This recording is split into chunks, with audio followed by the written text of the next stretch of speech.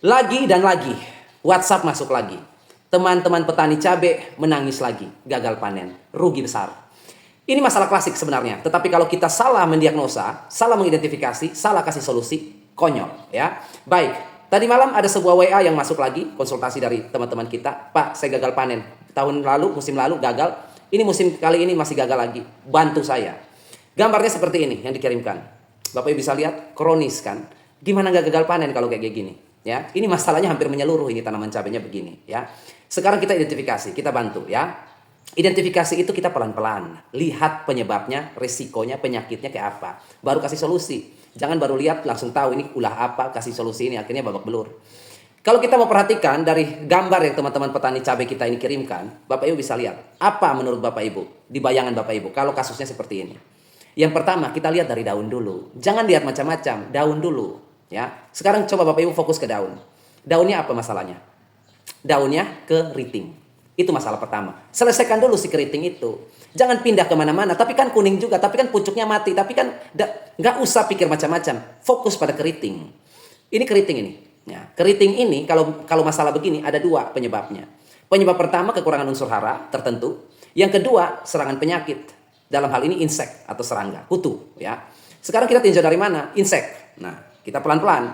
Tanaman Bapak ini keriting bisa disebabkan oleh kutu, hama. Makanya besok setelah Bapak Ibu simak video ini, pergi ke lahan, cek di balik daun. Ada kutu atau tidak. Kutu apa yang penyebab seperti itu? Keriting ya, saya nggak bilang warna, kuning hijau. Saya bilang keriting, bentuk. Masih dari segi bentuk fisiknya.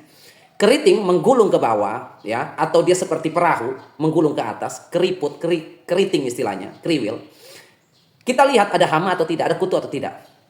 Ada Pak, saya sudah periksa ada kutunya. Bisa jadi dia trips, bisa jadi dia tungau, bisa jadi dia aphids, ya, kutu daun, dan lain sebagainya.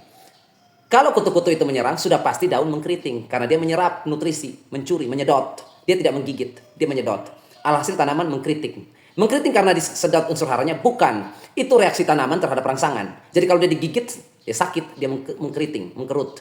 Seperti itu. Sama seperti Bapak Ibu digigit semut. Kaget pasti kan, langsung sakit kakinya karena digigit, respon rangsangan tubuh seperti itu ya. Kita merespon, makhluk itu merespon sebuah rangsangan. Nah, daun mengkeriting, menggulung ke atas maupun ke bawah seperti itu karena dia sedang memberikan respon terhadap si rangsangan kutu. Jadi dia mengkeriting. Seperti itu ceritanya ya. Oke, kalau misalnya serangan kutu seperti aphids, thrips, tungau dan lain sebagainya. Solusinya bagaimana? Bapak Ibu semprot yang namanya insektisida yang sifatnya kuat. Apa yang bisa? Gracia. Seperti ini produknya. Linknya nanti saya taruh di deskripsi. Atau Bapak Ibu sentuh saja layar ini. Ada linknya. Bisa Bapak Ibu kunjungi. Kalau di daerah Bapak Ibu tidak ada. Saya cari yang toko yang paling murah, amanah, dan jujur. Ya. Gracia. Kalau nggak ada Gracia pakai apa? Presa. Produknya seperti ini. Dua bahan ini cukup. Gracia ini bagus. Dia nggak hanya kutu ya. Ulat pun bisa.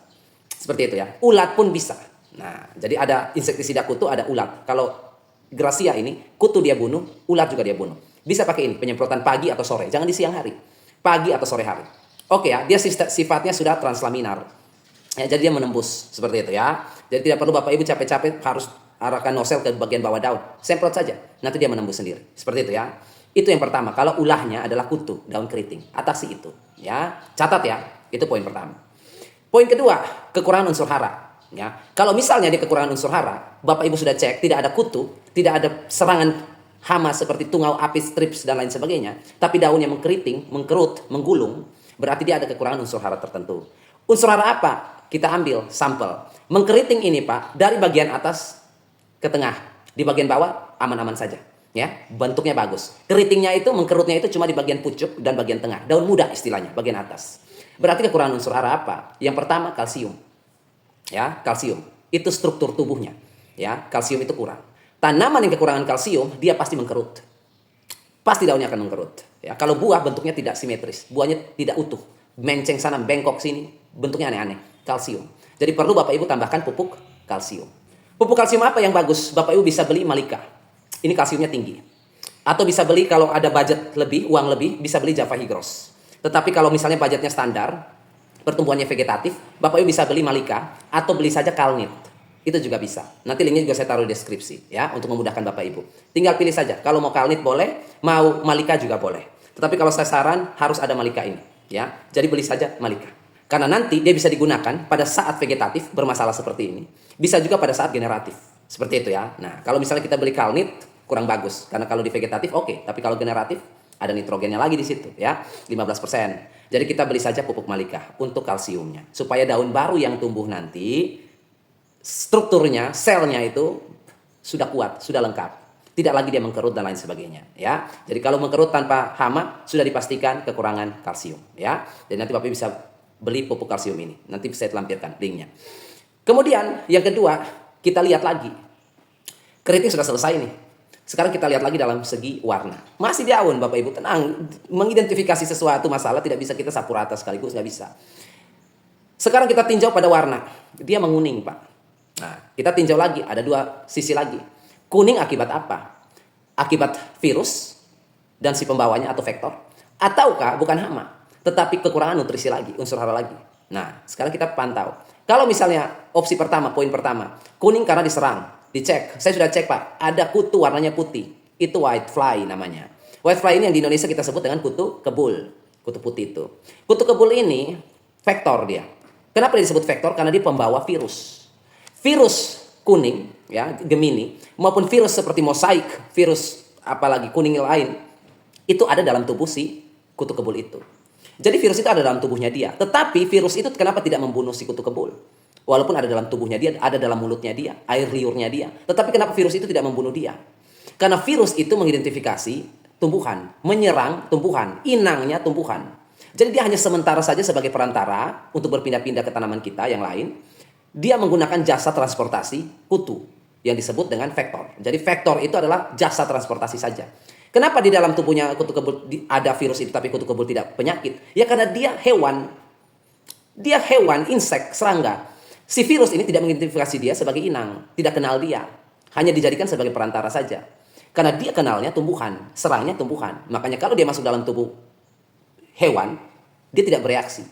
Jadi disebut vektor ya. Nah, kita lihat ini ada kutu kebul white fly-nya atau tidak?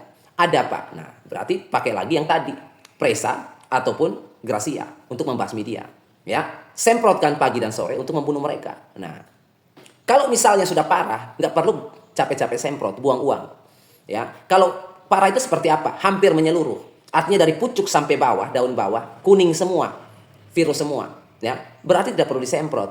Berarti apa yang kita lakukan? Cabut lalu dibakar. Atau kalau tidak dibakar, buang yang jauh, jauh dari area pertanian kita, perkebunan kita, ya. Karena kalau sudah rusak parah, sudah tidak bisa disembuhkan lagi. Mau pakai ilmu langit juga nggak bisa. Kalau virus itu nggak ada obatnya masalahnya. Seperti itu ya. Kalau misalnya tanaman kita diserang virus 1/4 saja, sedikit saja, misalnya bagian pucuk saja, bagian tengah ke bawah masih aman, masih bisa. Dengan cara apa kita menyembuhkan ini? Dengan cara mengandalkan gen X dari si tanaman. Gen resisten. Jadi si tanaman ini kita kasih imun dia kuat dengan unsur hara yang cukup, air yang cukup, maka imun dia akan kuat. Kalium yang cukup, ya, daya tahan tubuh yang kuat, maka dia akan bisa melawan si virus itu dan bisa sembuh. Makanya banyak kasus sudah kena kuning, ya, baru kena tanaman bisa survive dan hijau kembali, sehat kembali. Si tanaman kita andalkan daya tahan tubuh dia saja. Kalau obat dari luar nggak ada. Seperti itu ya. Tapi kalau sudah menyeluruh, hampir semuanya cabut dan musnahkan supaya tidak menjangkiti dan menulari tanaman yang lain. Seperti itu ya. Nah, kalau misalnya bukan karena virus Pak, tetapi karena atau kutu, tetapi karena kekurangan unsur hara. Nah, sekarang kita lihat kuning pada daun cabai seperti ini, kuningnya di mana? Kalau misalnya kuningnya di bagian bawah, di atas hijau ya, di bawahnya kuning serempak, berarti dia kekurangan nitrogen. Bapak Ibu bisa memberikan nitrat, ya. Pupuk apa? Profit hijau. Cepat itu kerjanya kalau pakai profit hijau ini. Kalau misalnya kuningnya bagian bawah, ya. Kalau misalnya kuningnya bagian atas, Pak, bukan bagian bawah, berarti jangan pakai profit hijau. Tetapi yang Bapak Ibu pakai adalah magnesium sulfat ditambah dengan malika yang tadi Bapak Ibu beli. Itu obatnya. Karena kalau bagian atas yang menguning, kekurangan sulfur, kekurangan kalsium. Kalau bagian atas yang kuning, tidak ada hubungannya dengan nitrogen, tidak ada hubungannya dengan fosfor, tidak ada hubungannya dengan kalium, tidak ada hubungannya dengan magnesium. Tidak ada hubungannya. Kalau magnesium itu menyeluruh, tidak ada hubungannya. Kalau kuningnya bagian atas ya, pucuk ke tengah, di bawah hijau Pak, cuma bagian pucuk seperti kasus ini kan. Cuma bagian pucuk yang kuning sampai bagian tengahnya, kuning semua. Berarti Bapak Ibu hanya butuh pupuk magnesium sulfat, untuk kita dapat magnesium secara keseluruhan hijaunya, sulfur untuk pucuknya, dan kalsium untuk pucuknya. Jadi nanti daun baru akan hijau dan dia tidak keriting. Seperti itu ya, tidak kuning dan keriting lagi, tetapi hijau dan normal. Berarti kita butuh sulfur, magnesium, kalsium. Ya magnesium sulfat ditambah malika. Seperti itu, dosisnya ada di kemasan.